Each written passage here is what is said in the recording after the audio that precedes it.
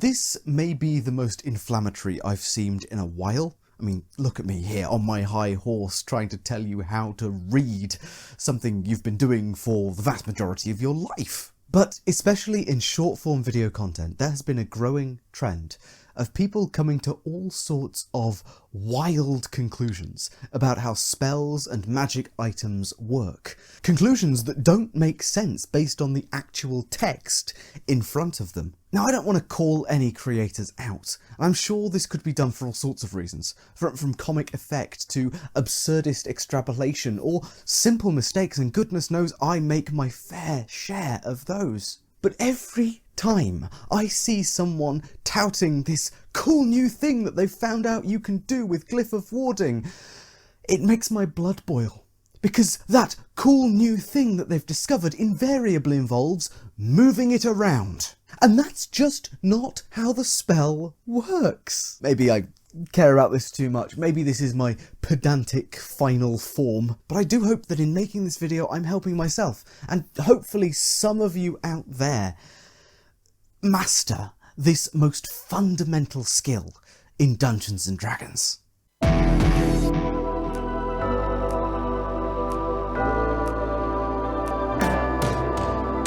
Generally, D&D's spell formatting is quite good. The 2024 books have cleaned up some problem spells, specifically their verbal notation as written on the page. One example of this is Rope Trick, which now states that it has a 3-foot by 5-foot opening, as opposed to a viewing window of a certain size and an opening of an indiscriminate size. Perhaps my very pedantic video on Rope Trick helped them make that change. Who knows? That might be taking too much credit. The spells as presented in the 2024 Player's Handbook, though, are not perfect, and oftentimes they necessitate interpretation. We're going to get into interpretation a little bit later, but for now I'd like to guide you through a framework, a formula for reading a D&D spell. Our first consideration when looking at any spell is, can we use it? This is going to be different from player to dungeon master, but there's no point reading a spell if there's no chance you're ever going to be able to use it. This step is both useful in-game at the table and at character creation as well. The things to look at here are 1. Spell level. 2. Which classes get access to said spell. And 3. Casting time. So far so good. These are the first 3 pieces of information presented to the reader of the official books. If a spell is of a level that you can't cast, you need look no further at it. If it is not in your class spell list, it may be worth double checking to make sure that some grievous error hasn't been made in the creation of your character sheet and that the spell on it is actually usable by your class, or through whatever magical secrets or anything else that you've managed to pick up. And lastly, casting time is among the most critical elements in reading a spell. Magic Circle may seem like the most optimal solution to keeping an undead creature away during a fight, until you realise that it has a casting time of 10 minutes, and so is useless in any fight without long pre-preparation and the ability to force enemies into a specific area.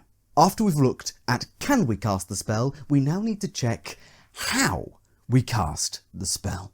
This starts with us 1. Rechecking casting time. You can never be too sure. Please don't make this mistake. 2nd, range.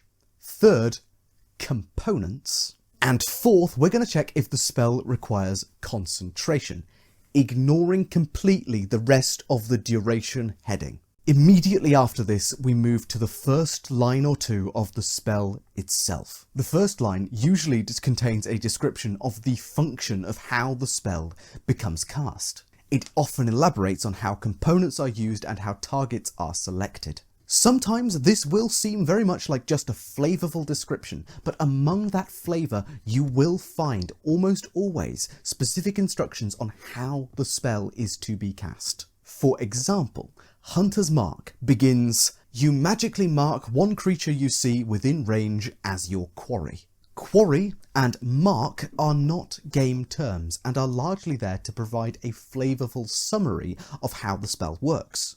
But magically and one creature you can see within range certainly are game terms. The former clearly demonstrates the mark to be a magical effect placed upon the target, which is therefore clearly detectable and dispellable, as are all spell effects.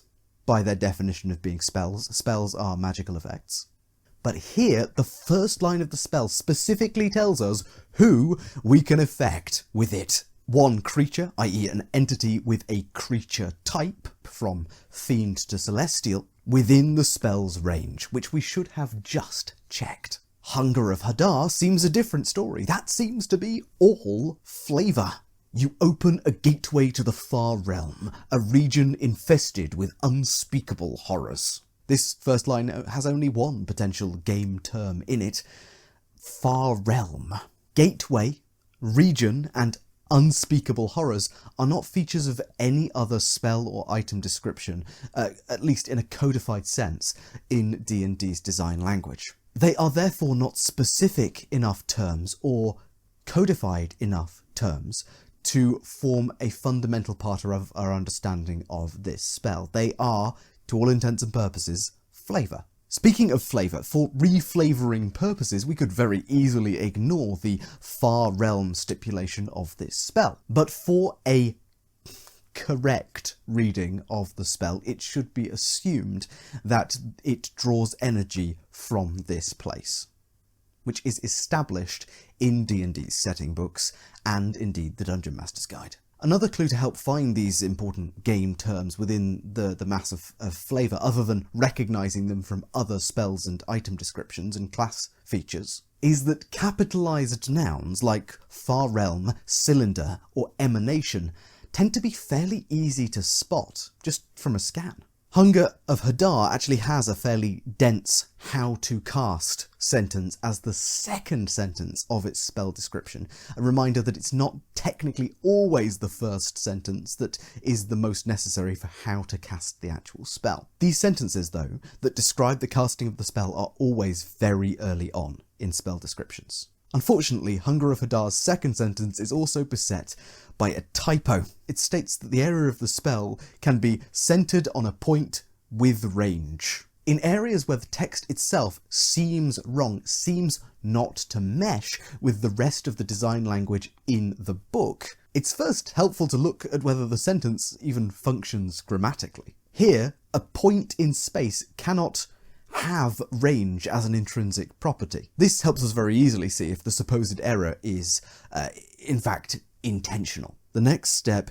is to look for similar game language in other spells. Here, point within range is a very well-established design feature of many of the spells around D&D. And so for Hunger of Hadar, we stop our quest here. It is a typo. There's no reason to go further. But if there is no other design language that mirrors or reflects the seeming mistake, or how it should be written, well then the interpretation is fundamentally up to the Dungeon Master. Or interpretation is with errata to the text, which often come out to fix bigger issues than the one here with Hunger of Hadar, which, as of recording this video, is still not fixed in any online or physical version of the 2024 Player's Handbook. So now, at this moment, we know if the spell can be cast, and how it is cast, including any necessary components, which are especially useful to know if you are in an area of silence that stops you using verbal components, or your hands are bound so you can't use somatic or material components, as somatic and material components both require a free hand, although that hand can be the same if a spell has both somatic and material components. You only need one free hand. Our next task in understanding the spell in front of us is to figure out what happens when it is cast. This step is the simplest.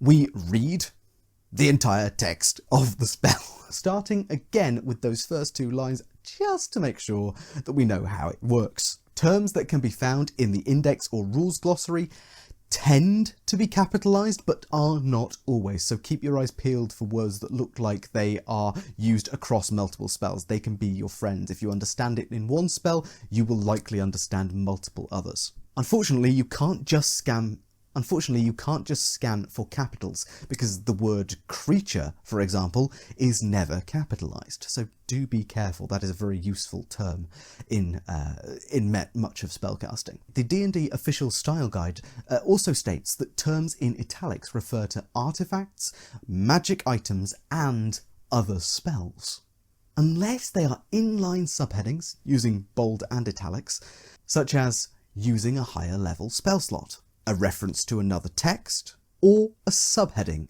such as level 2 illusion. Shield, for example, does not protect you from attacks made with magical ammunition or magic missiles.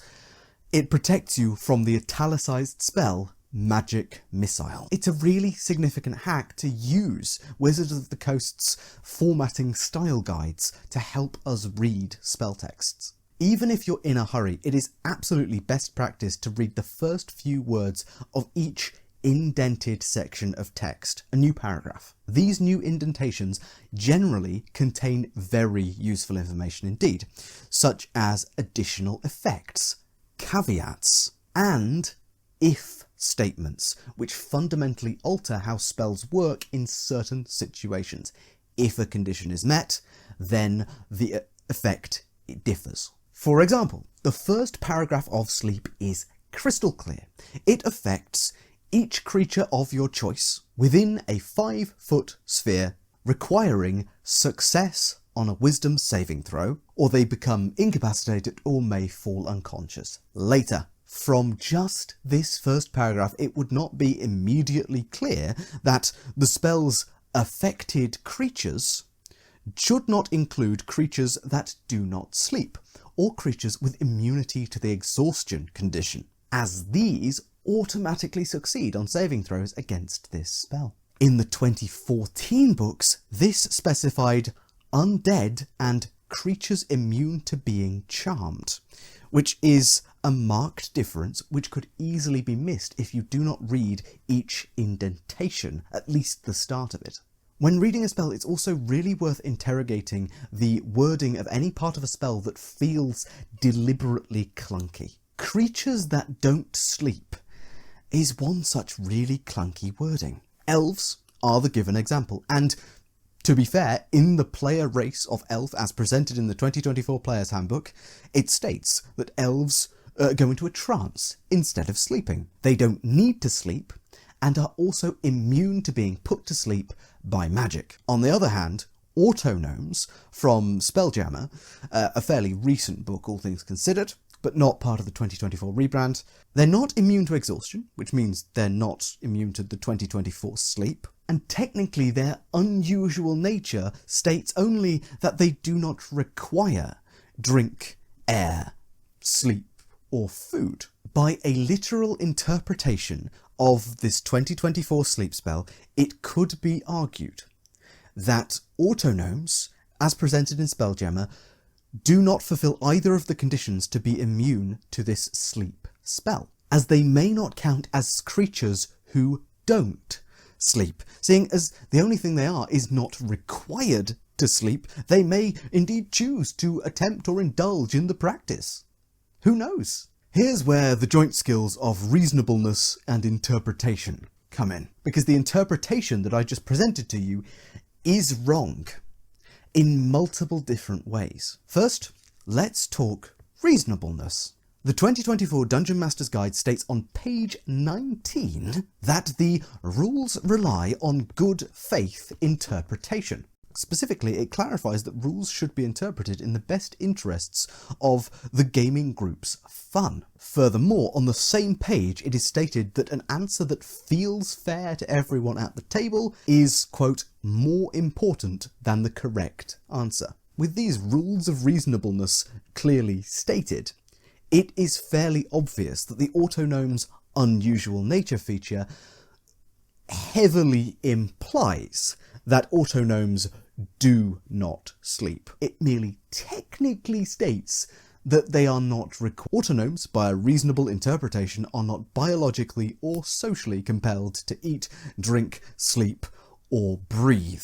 Furthermore, the thought of a construct being magically enchanted to sleep feels intuitively kind of dumb. and being presented with a type of creature that fundamentally circumvents a cheap, low-level spell that could be used to solve a lot of problems is good design of adventures and gameplay and elevates the experience of those at the table because they have to engage in combat problem solving as opposed to spamming the same simple solution. If we apply this rubric of reasonableness to our interpretation of a spell's text, we often come away with a more fair feeling answer. But even in cases where a pedantic reading of the rules could mean something that seems unintended, there is often a solution findable. I mean, we saw this with the Hunger of Hadar example earlier. In this case, we can use as evidence that autognomes cannot be put to sleep by the sleep spell the fact that there are two different kinds of autognomes published in the Spelljammer books of 5th edition. The creature stat block and the player species.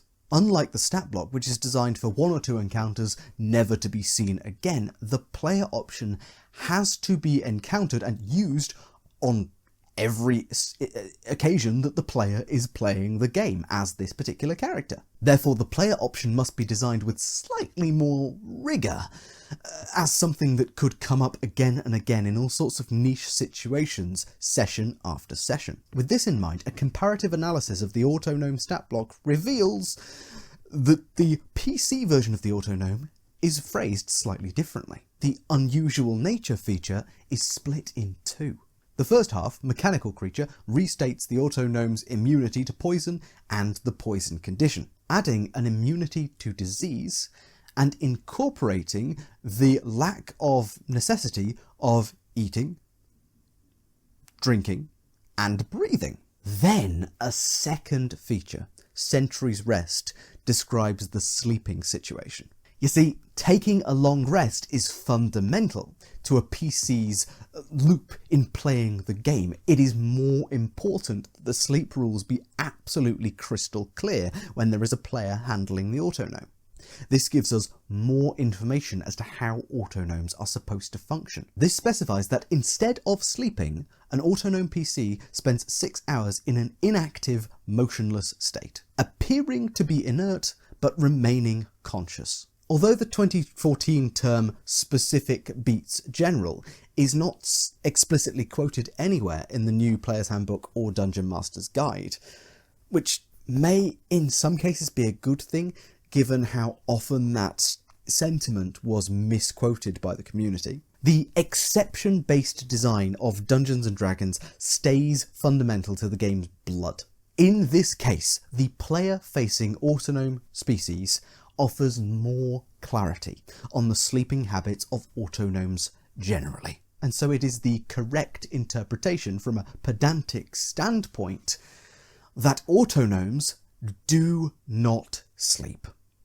They fundamentally have a feature called Sentry's Rest, which means that they do not sleep. They remain inert and motionless for 6 hours instead, remaining conscious. Therefore, they cannot be put to sleep by the sleep spell. This did take us a while, but I hope I've demonstrated that the rules themselves are generally well considered and well framed, except perhaps some balancing issues, looking at you, 2024 version of Suggestion. To combat most cases of malicious, ill-informed or power gaming misreadings of spells, the joint tools of fair-minded reasonableness and investigative interpretation, i.e. searching for similar rules in similar situations, will do the job. And if not, page 19 of the new Dungeon Master's Guide has some advice for you. But to the most astute of you, the ones who have actually made it this far into this video on reading comprehension in D&D,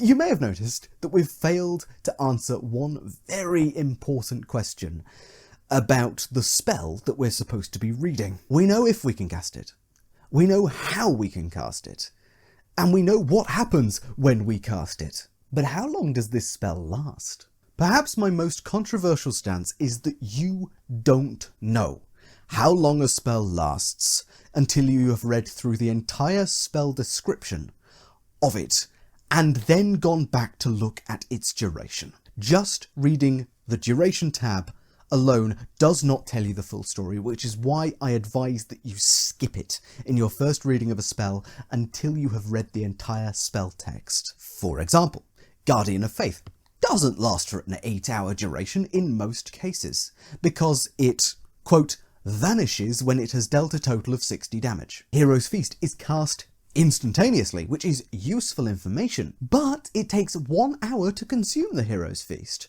and the effects kick in after that hour of consumption has been taken for the next 24 hours. Elementalism has a stated duration of instantaneous as well, but some of its effects last for 1 hour.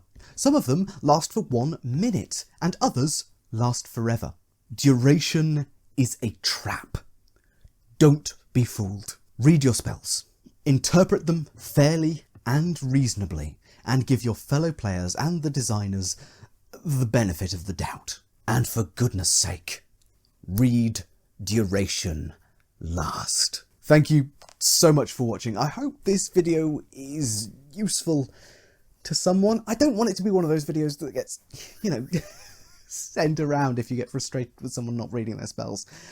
Frankly, if they're not reading their spells effectively in the middle of a tense combat or during downtime or in between turns, well, they're probably not going to want to watch a 20-odd minute video of some bloke rambling about it. But I hope for us massive language and game playing and pedantic nerds out here, this is a useful resource. I hope that you've learned something interesting about a spell that we've discussed here, or that this new method of actually reading through a spell, skipping duration, is helpful for you in actually understanding the design intents behind some of our most favourite of spells. But with all that said, thank you so much for watching. I've been Tom, otherwise known as the Grungeon Master, and I will see you in the next video.